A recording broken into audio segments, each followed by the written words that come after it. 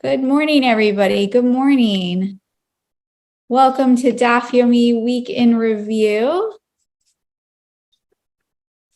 Bring some more folks in here. My name is Rachel Scheinerman, and we are joined this morning by Rabbi Asher Lopatin.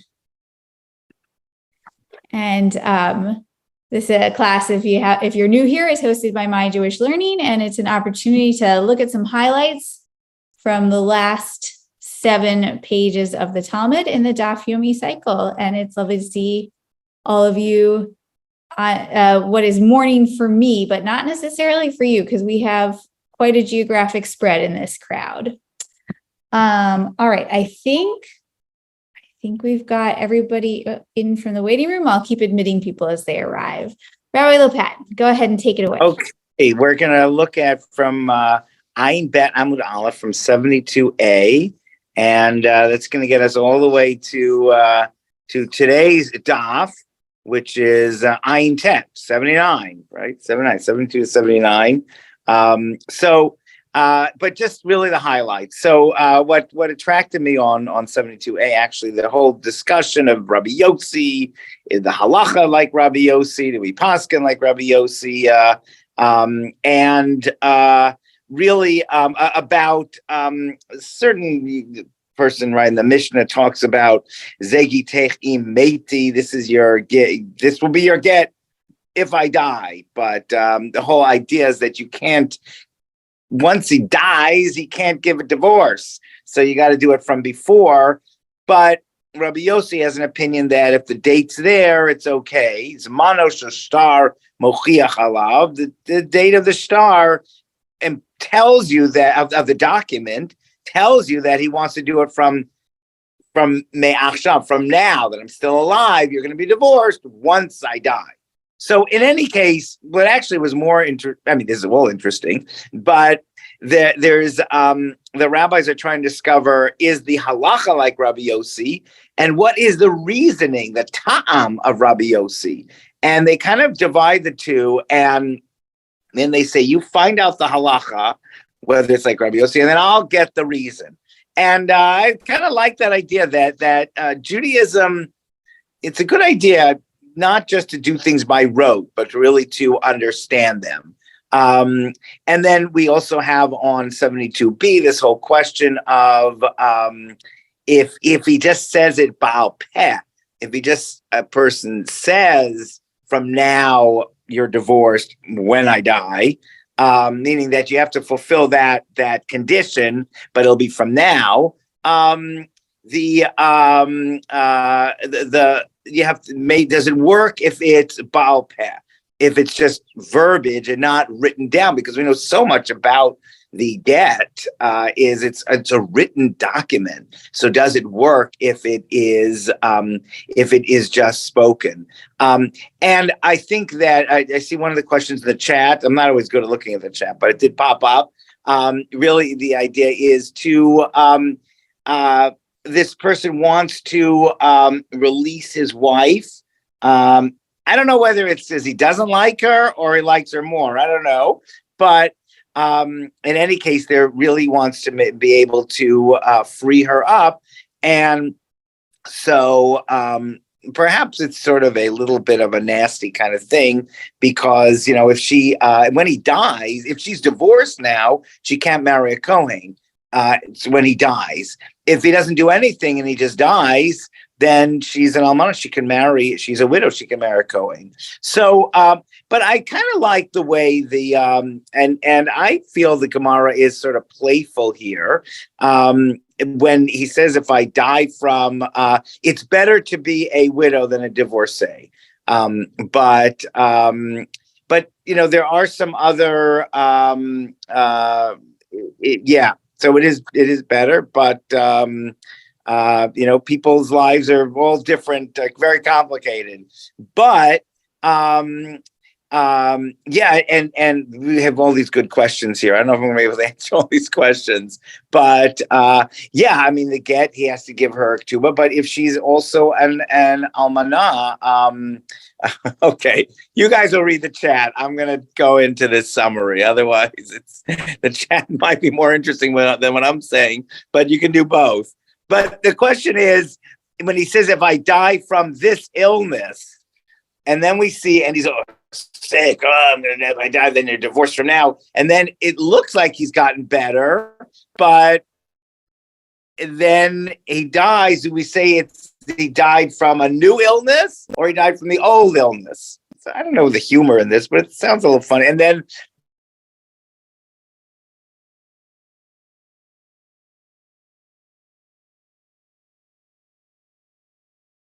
Folks, is it just my internet? let's say where You need to back up for a sec or two because you froze on us. Oh no, I'm so sorry. Okay. Am I doing better now? You're back. Can you hear? Good. Okay. So sorry. The whole question is whether the illness is the previous illness or it's a new illness. And then they even talk about the nafal alav bite. Let's say he says, you're divorced from now. If I die from this illness, and boom, a house falls on him. That feels a lot like Wizard of Oz, really. So sort of a house falling on the witch. So if anyone saw the program Shababnikim, it's a very funny Israeli program that it is. The chandelier, I don't want to give it away, but it's the first episode. The chandelier falls on the Rosh Hashiva. So, Nafal Avbait, I'm not sure that they're laughing when they're saying this, but it is kind of radical to kill off this husband that we don't like so much anyway, probably because he's divorcing her and not being so nice to her. So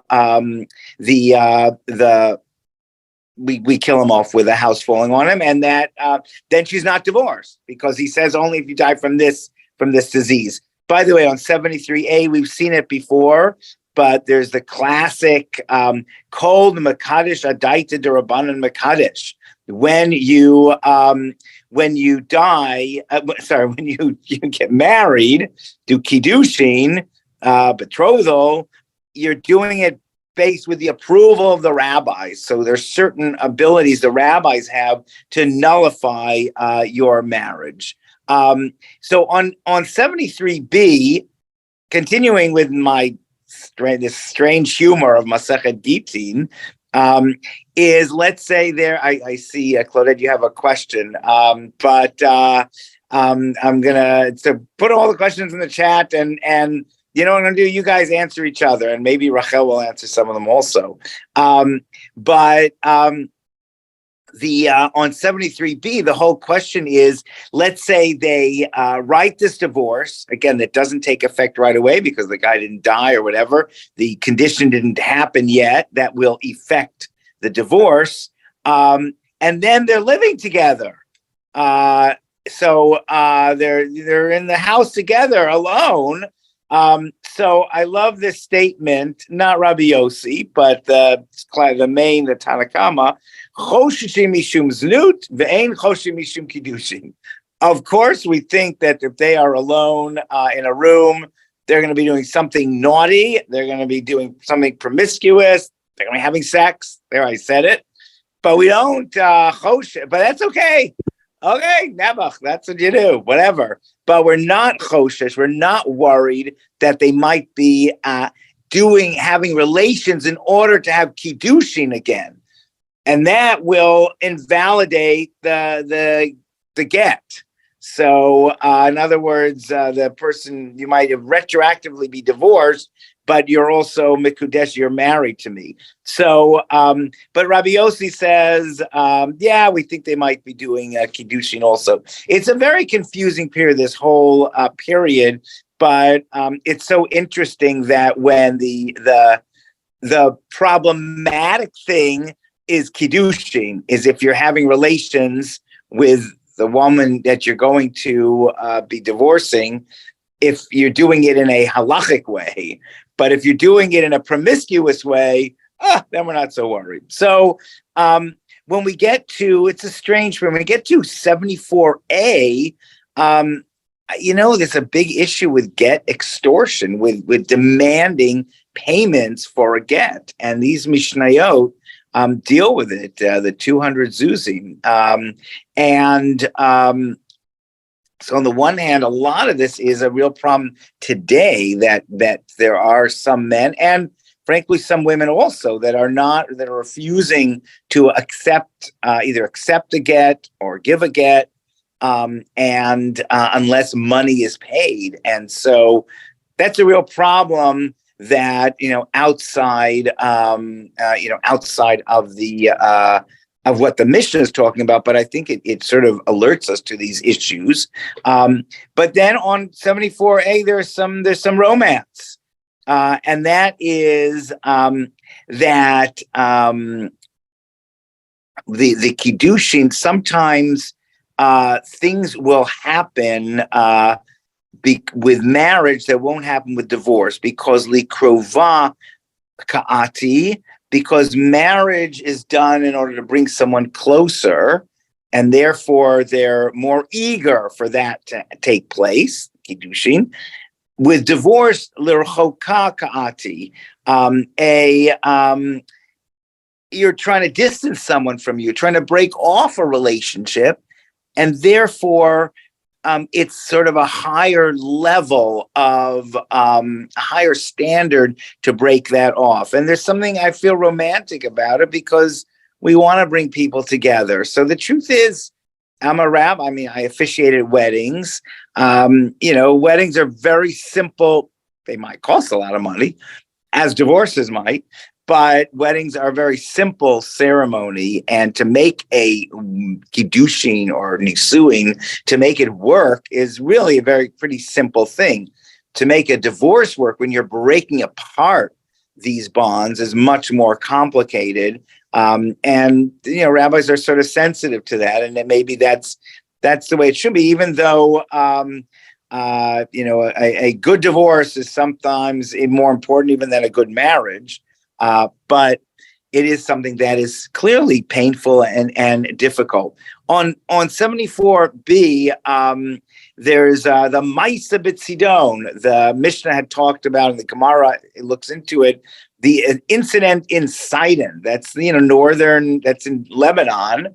That is the whole question of, one of the conditions was that you give me my talit back, and my itztalit, and in the end got lost. Can you give money equivalent? And so, but I love when things are when there's geography, and we get a bunch of geography here. And with Gittin, geography is very important. We'll see that in a little bit. Also on 74b, this is really interesting. There's a rule that if you sell a house in a walled city, you have 1 year to redeem it, and you can buy it back, but you only have 1 year. After that, leads me too, you cannot redeem it unless the person wants to sell it to you, but you have no rights to redeem it, to pay them back that money.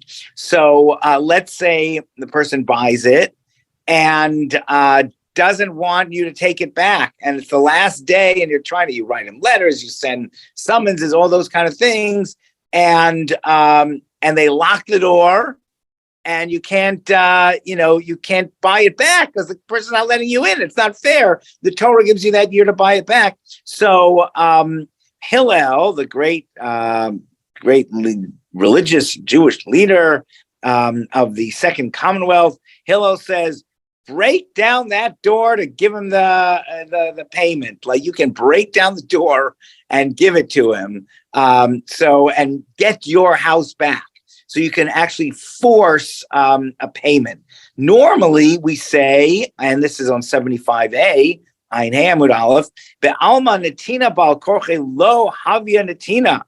In general, pushing money in someone's hand is not considered a transfer of money. But in this case, in some of these cases, like in the getting your city back, and it is considered it is considered giving. So I just thought it's a really interesting. That's kind of a relevant thing when someone's really trying to not do the right thing, squatting. Well, squatting, but but when someone wants to get that back. So I think that was a fascinating solution that breaking down the door that Hillel provided.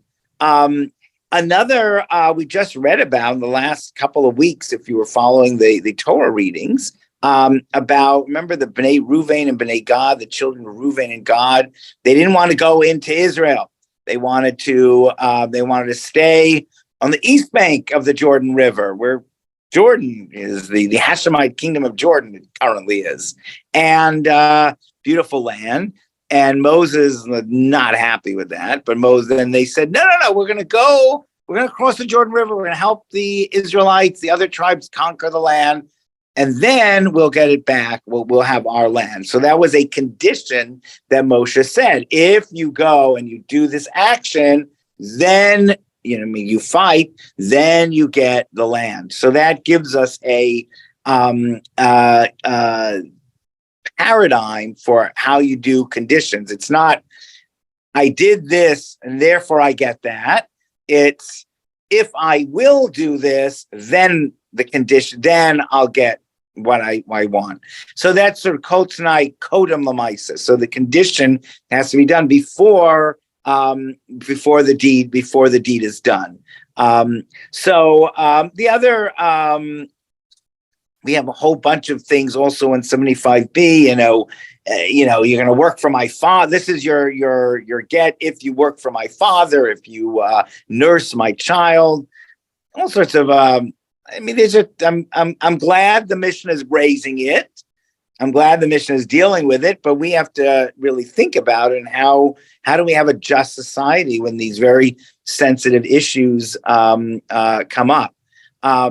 On 76A, geography again, what is Galil and what is Yehuda, what cities are where? Again, if you put geography into things, then that's very important. I remember the CRC, the Chicago Rabbinical Council, which is sort of the main Orthodox body that does divorces, that writes Gittin in Chicago and in Metro Chicago.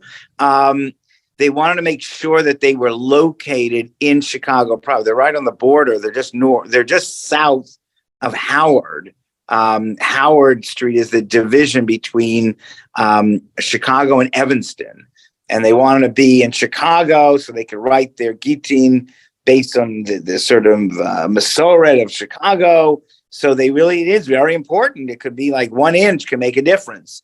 But then, as the Gemara does, it gets a little bit, there's a whole discussion of Akko, the city of Accra. Beautiful, beautiful town in northern Israel on the coast, just north of Haifa.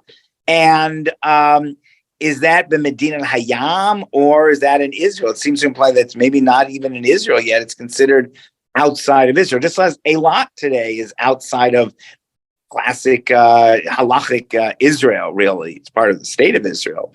So, but there's just a beautiful piece that is mentioned that the students would come and beautiful Rashi talks about it, that students would come from outside of Israel to learn in Israel, which happens now. My son is going back in 2 weeks to the Gush to learn in Israel. And I have another son that's learning there now for the summer. This happens a lot, going to Israel to learn. But then when they left Israel, their fellow students would accompany them till Akko, but they would not leave Israel. No one wanted to leave Israel, the students that were learning in Israel, but they would go till Akko with them and then send them off in the ship, I don't know, to Rome, wherever they were going, where they were living.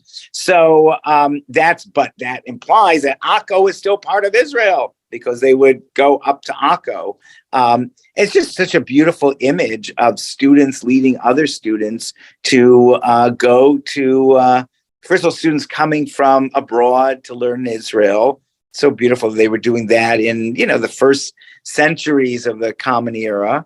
And then that they would, they take off time from yeshiva to go accompany their fellow students as they went back to outside of Israel. So thought that was a sort of a beautiful idea. On 77A, 77 Amud Aleph, the discussion is, again, conditions of the get.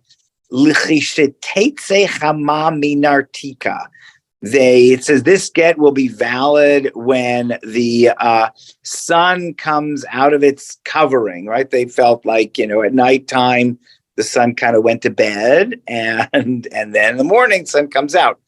It's interesting, this language is a little different than Neitz HaChama. Normally we talk about the Neitz HaChama, sunrise. We talk about we have Amud HaShachar. The day really officially begins with dawn, with Amud HaShachar, which is maybe 90 minutes or 72 minutes before sunrise.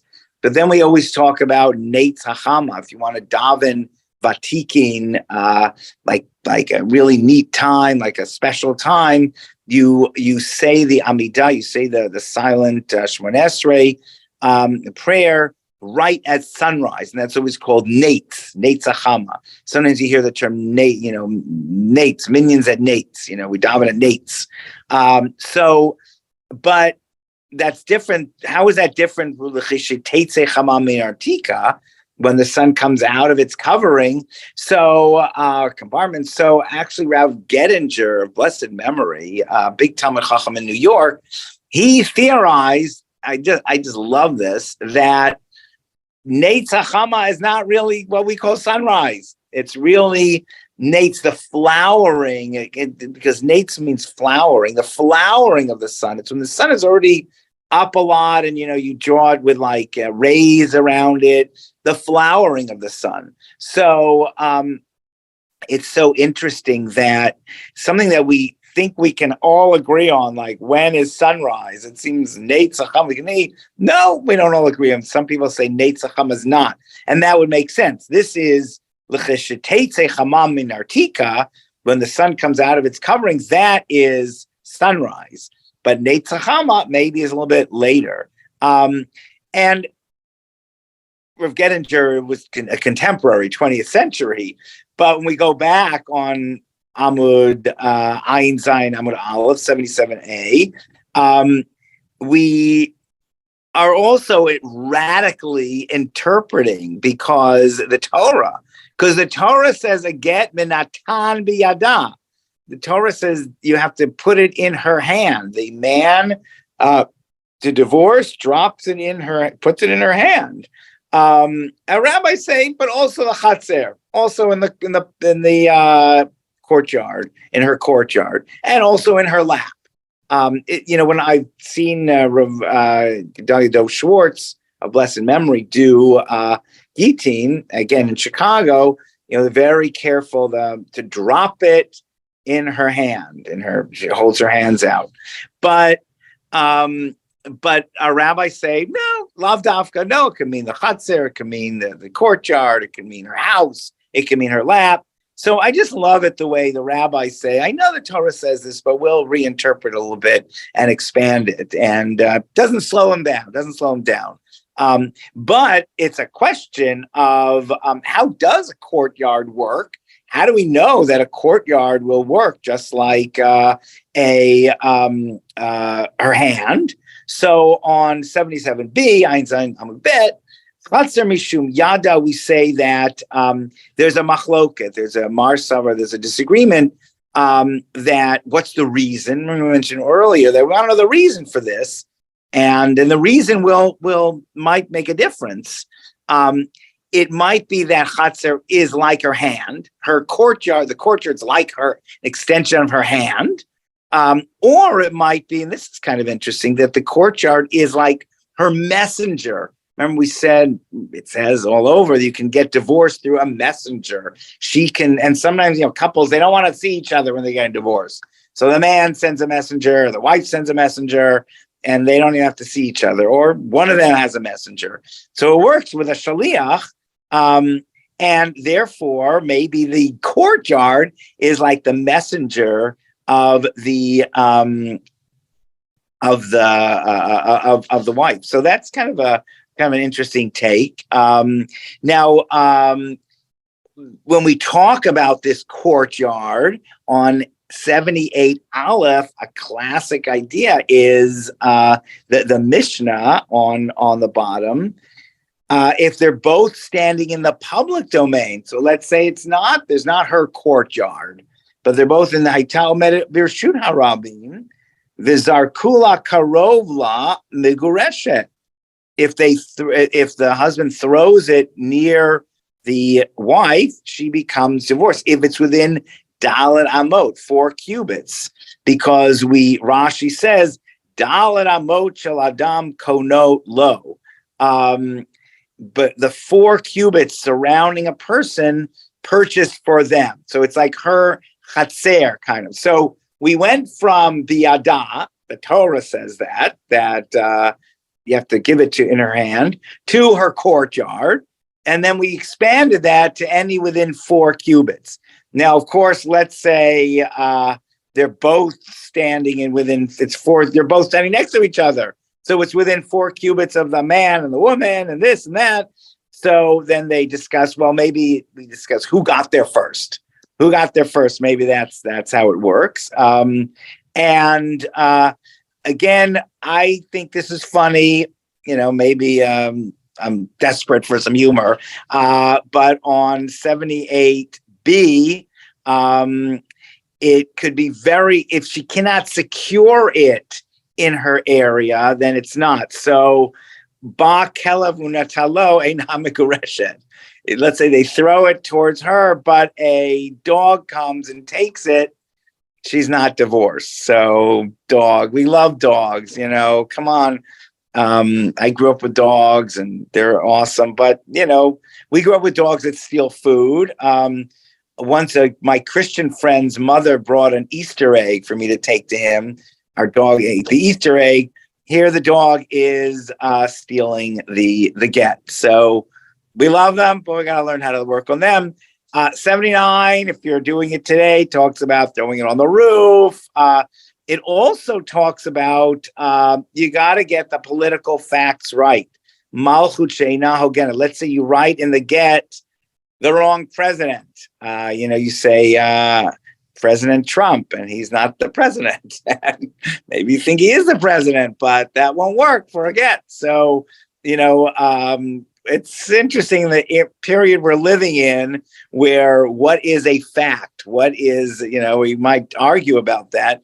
But for a get, you got to get the facts right. And you got to get the political facts right. And if you're living in Babylon, you can't say Rome, that kind of thing.